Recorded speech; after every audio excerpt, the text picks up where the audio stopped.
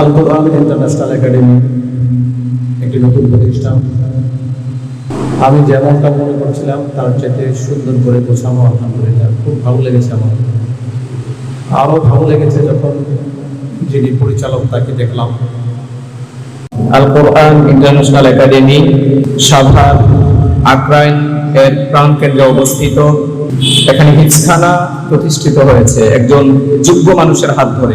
আমার সুপরিচিত এবং আমার বন্ধুবর হাফেজ কারি মুস্তফা সাহেব দাওয়াত বরকাতুহু এই মাদ্রাসা পরিচালনা করছেন এবং তিনি প্রতিষ্ঠিত করেছেন। তিনি একজন যোগ্য হাফেজ এবং হিফজখানার জন্য যোগ্য একজন উস্তাদ।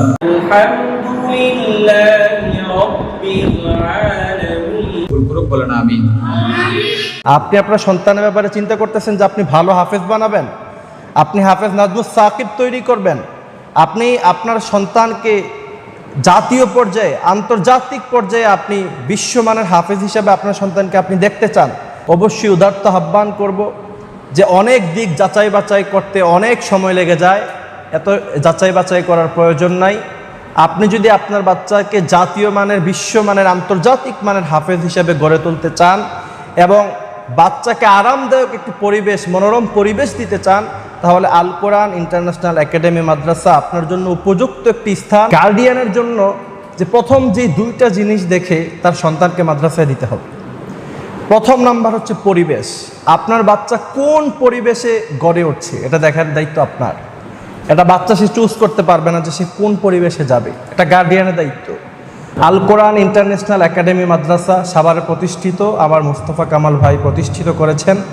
এই মাদ্রাসায় আসার পরে মাদ্রাসার পরিবেশ এবং উস্তাদগণ এবং বিভিন্ন জিনিস দেখার পরে আমার কাছে মনে হয়েছে আপনার সন্তানকে আপনি নিশ্চিন্তায় আল কোরআন ইন্টারন্যাশনাল একাডেমিতে দিয়ে দিতে পারেন। আলহামদুলিল্লাহ পড়ে।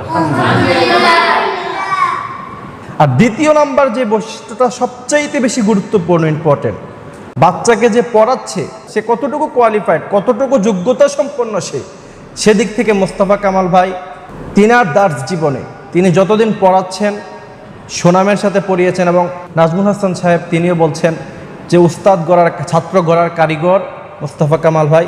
এবং আরেকটি গুরুত্বপূর্ণ বিষয় হচ্ছে হাফেজ গড়ার কারিগর যারা আছে একটা সময় গিয়ে তিনারা নিজেরা ক্লাস নেয় না।